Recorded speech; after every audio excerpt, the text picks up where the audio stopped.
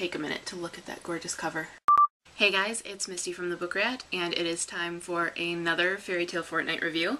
So this book was also a Stack of 5 winner, and it is Entwined by Heather Dixon. Entwined is a retelling of the 12 Dancing Princesses. I'll leave a link to that story below so you can check it out if you're not familiar. But basically 12 princesses are sort of cursed or under an enchantment that makes them dance all night, every night, and no one knows where they go, why they dance. They just know that their shoes are worn through in the morning, and even though the king has forbidden them from dancing, nothing seems to stop them. The king offers up one of his daughters, essentially, to whoever can help figure it out and break the curse. So that's the basic plot of the 12 Dancing Princesses, and Entwined doesn't stray far from that at all. I think that's all you really need to know about the plot before I get into what I thought, which is basically that I was really torn. I guess I should start by saying that the 12 Dancing Princesses was my favorite tale as a kid. I still have my copy. I sort of hold the tale to high standards. There's a really good foundation there to do something complex and interesting with the enchantment and with the underground world and sort of the magic of the whole thing, and I expect a lot on that score. Because I love the tale, I read a lot of the retellings, and there are a few that I've read that are absolutely excellent. The two that I thought really nailed it were Wildwood Dancing by Juliette Marillier, and the other is The Princess Curse by Mary Haskell. After those two, maybe it's unfair on other retellings of the 12 Dancing Princesses, because I hold them to that standard. I've had two that I loved, that I highly recommend, and it's hard for a retelling to live up to that. So I try to temper my expectations going in. Even then, I sometimes just felt like this was a letdown. There were things that I liked. The underground world was interesting, the sort of magic in the kingdom, sort of Beauty and the Beast ways with like magicked teapots and things like that, and this sort of ancient evil king and how he's still got this lingering presence. That was interesting, and I liked that. It was a piece that sort of tied all of the magic of the story together and made this fantastic story a little more believable.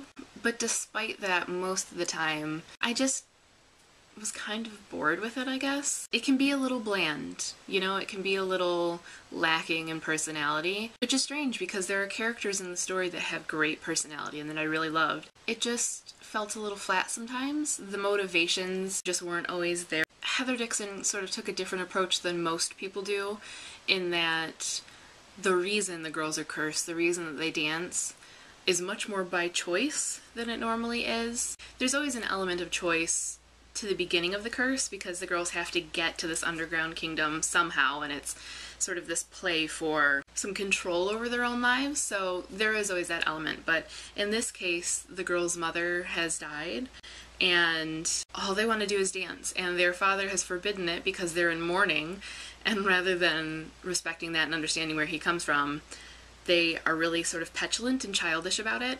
And I understand that it's the thing that sort of ties them all together, and I understand that it's the thing they have from their mom. She was the one that loved to teach them dancing.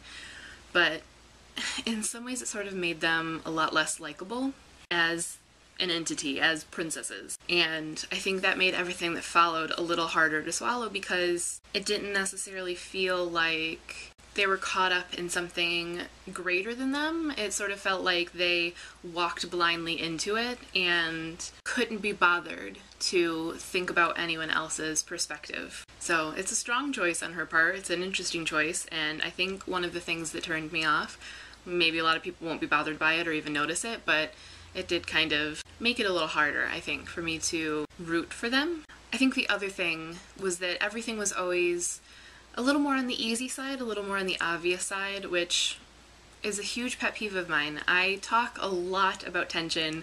I think in every review I do, I talk about whether the tension was good or bad.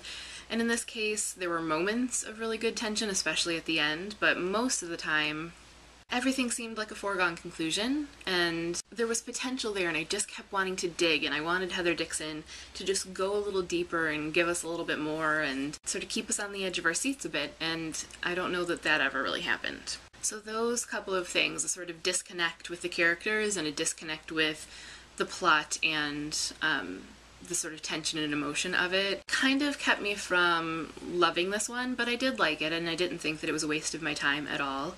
It flowed really well. It was a quick read. I did like the sort of romance aspects, even though I found them a bit problematic in hindsight. As you're going along, as you're in the story, I think the romances are all interesting because they're sort of the one plot point that wasn't easy. They were a foregone conclusion. I never had any doubt that certain pairings would end up together. It was obvious. Not everybody likes the pairings. Everybody seems to disagree on certain chosen menfolk and relationships, and there was a little bit of strife there, a little bit of struggle and discord, and I think that made it a little more authentic and made me like it a lot more. It was one of the sort of stronger aspects, I think. Dixon was also able to keep the princesses separate really effortlessly.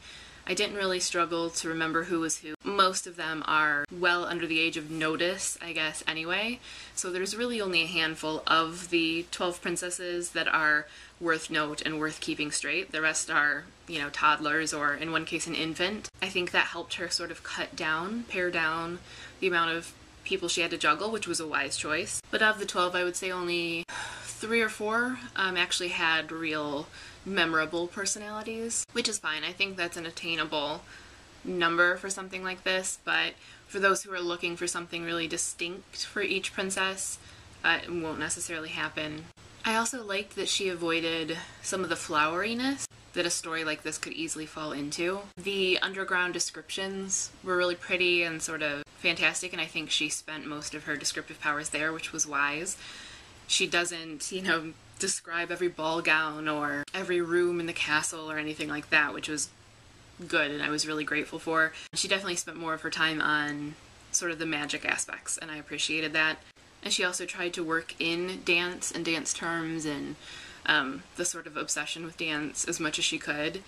And while I appreciate it as a thread, I think it sort of added to that whole idea of the princesses being kind of callous and just obsessed with dance to the expense of everyone around them. So all in all, I sort of ended up kind of middle of the road on it. I mean, there were parts that I liked and I don't regret reading it, but it's sort of fading quickly from mind, and I think is just not as strong as I wanted. It skews a little on the younger side. It is wholesome, and I think that maybe part of the reason that the tension was sort of lacking and that there were parts that really lagged or seemed too easy was maybe because Heather Dixon didn't trust the audience enough to kind of read between the lines. But I think there will be people that absolutely love this and sort of love the easy escapism of it and the magical setting and the princesses and the romances and the folklore and things like that. In the end, I was just kind of torn on it. But it's definitely quick. It's something that you can get through pretty quickly,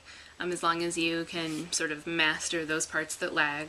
As far as a thumbs up or thumbs down, I think I kind of end up right in the middle. And that is what I thought of Entwined by Heather Dixon.